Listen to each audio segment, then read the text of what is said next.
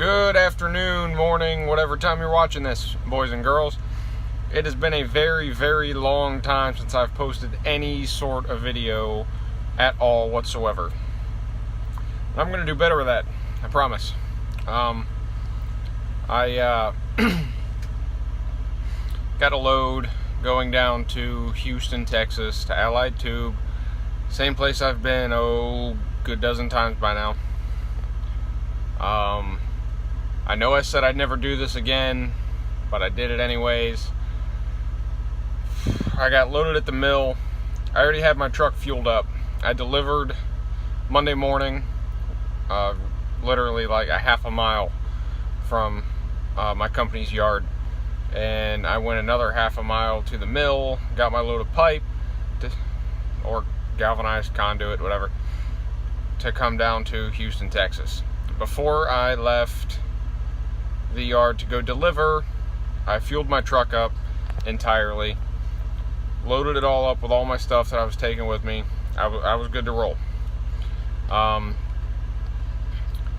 So I had 300 gallons of fuel, a full tank of DEF, I don't know how many gallons that is. Everything topped off, ready to go. Got loaded. My load was supposed to be 45. Hold on, I can find out.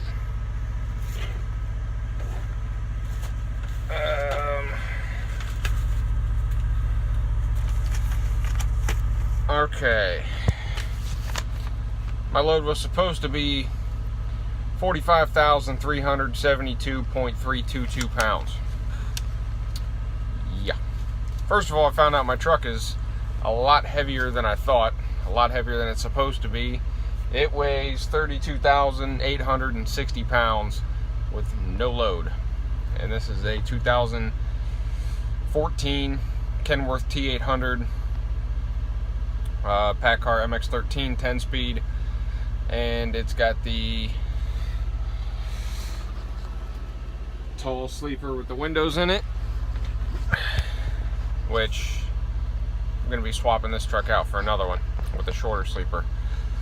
I just like the way it looks better, and I'm not a tall guy, so I don't need all that extra room. I'll give this truck to a guy that does. I got loaded at the mill and went to scale out. Told me 80,200 pounds. And I was like, great, I'm overweight again. It's always this material that I'm overweight with. Always, every time.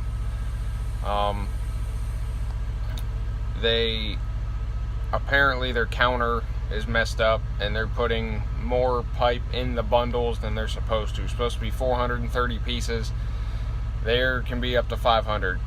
A lot of these bundles look bigger than the others. I don't understand.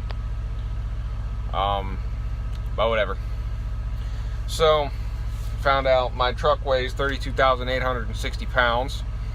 So, 32,860 plus that, what was it, 45,372. That should be somewhere in the ballpark of 78.5, give or take. Not 80,002. Turns out this load actually weighs 47,100 pounds. And I decided, okay, I'm going to go ahead and take it. I didn't tell anybody. I just took it. I have the APU, and most states give you at least 400. Some of them are up to 550.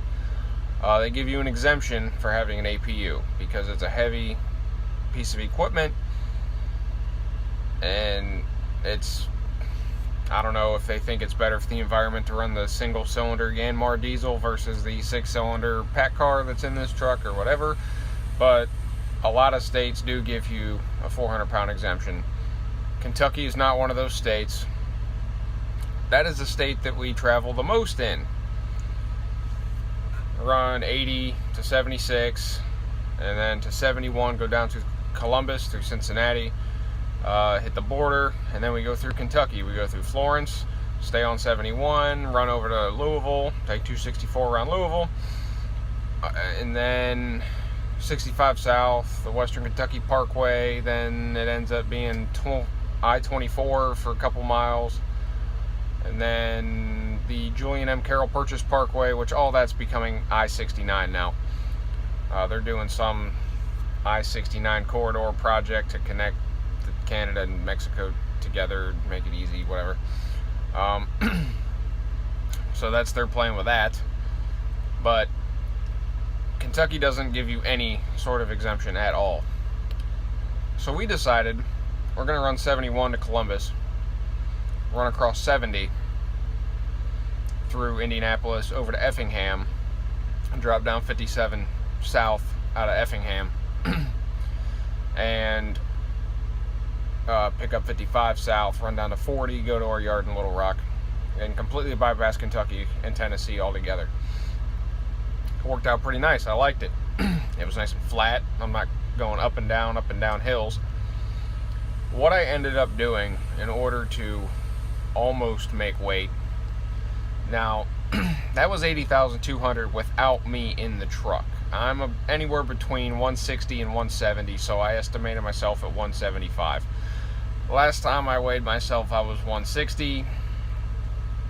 Kind of getting a little fat from sitting here eating while I'm driving. So I estimated at 175. I shot it kind of high. So there's 375 pounds that I needed to shed off. I kicked off a spare tire, 4 chains, and 4 binders. Normally I would not want to give up any sort of securement, anything, but I had 11 chains and binders. The most I should ever need hauling this sort of material to and from Texas is 4. 2 for each set of pipe stakes to chain them together, and then 2 belly chains to go around the pipe.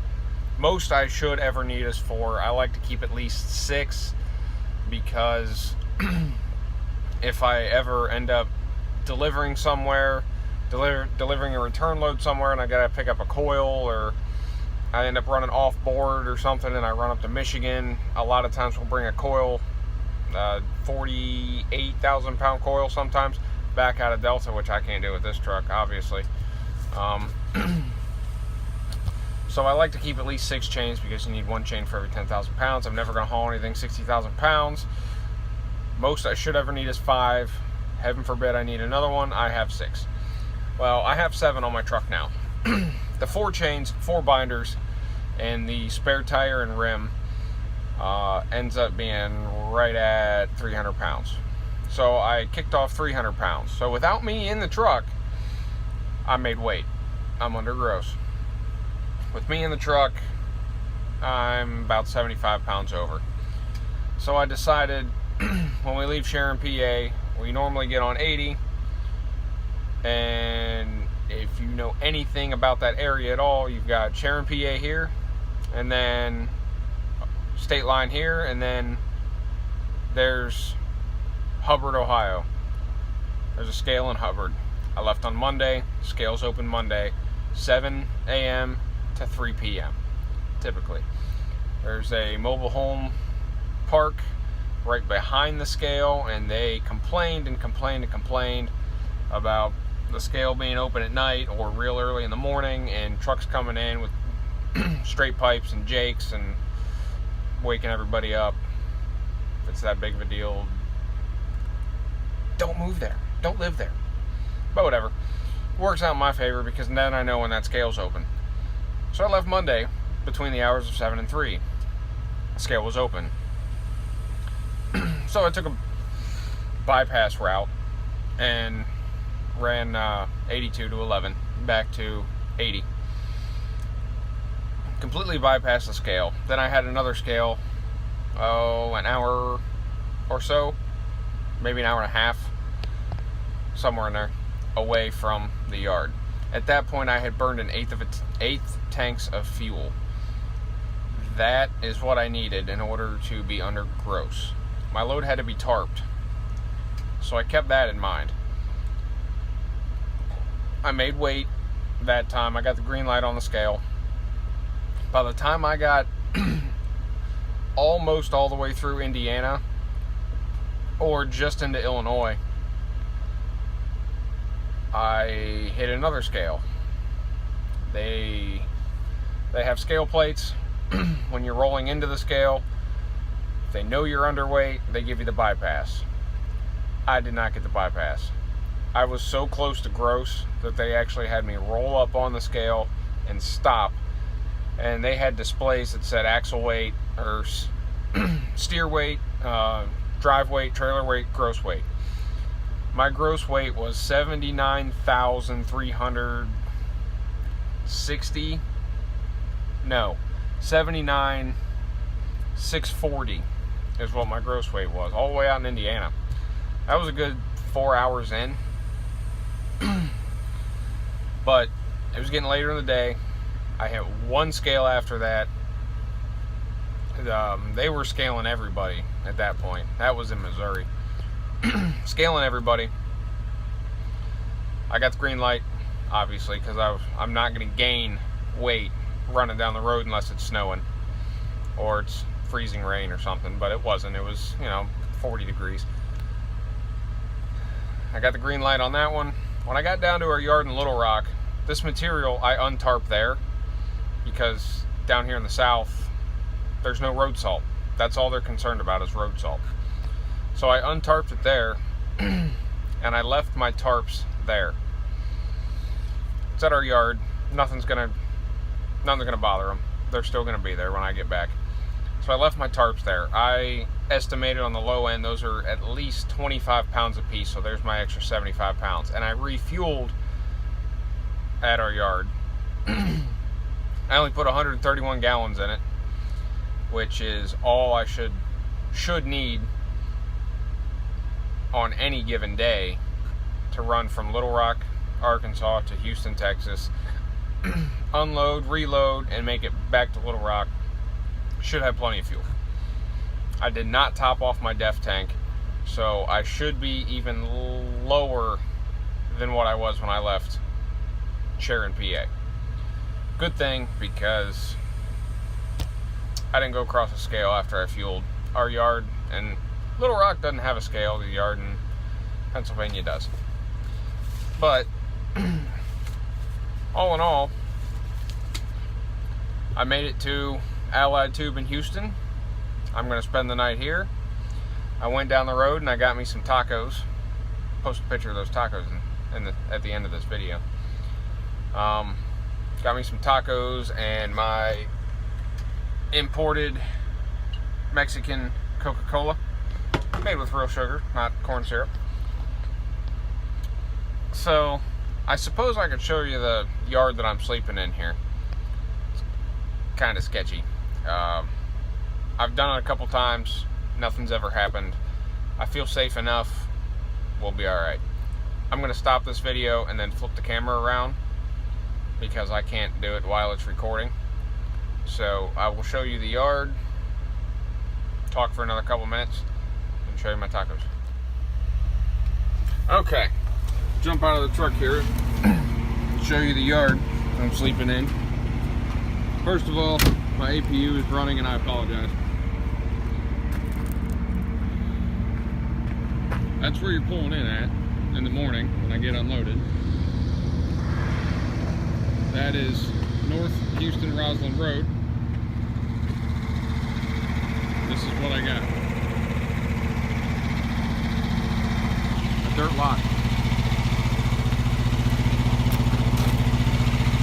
Pure darkness. There's a couple places around, but not much. I don't know if you can see it. Not really. I'll try it this way.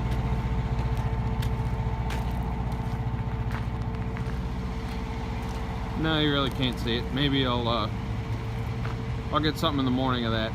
But that's my load. I have all my straps on right now. I'm actually going to take all of them but 2 off because I only have to pull right around to the back, and so I can get unloaded. They prefer that you have all your straps off before you pull back there not all of them, but all but 2 off before you pull back, because it's faster to get unloaded. And a lot of times they'll have 6-7 trucks here at night, but this time it's just me. Oh, you can see it a little bit better there. 3/4 galvanized conduit.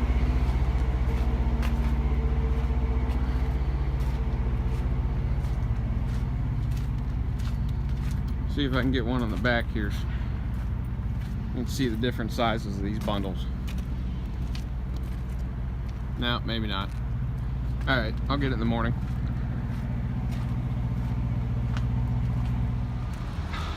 Well, good morning. They've already taken one bundle off, because I guess they were pretty excited about unloading my truck today. They got a new guy running the forklift, and he's relatively slow, which I guess that's good, because if he's not used to running a forklift, then he needs to slow down, be careful. So I'm not going to video this whole thing, but there's the load. Well, ladies and gentlemen, the conduit is all unloaded. I headed somewhere else to get a return load.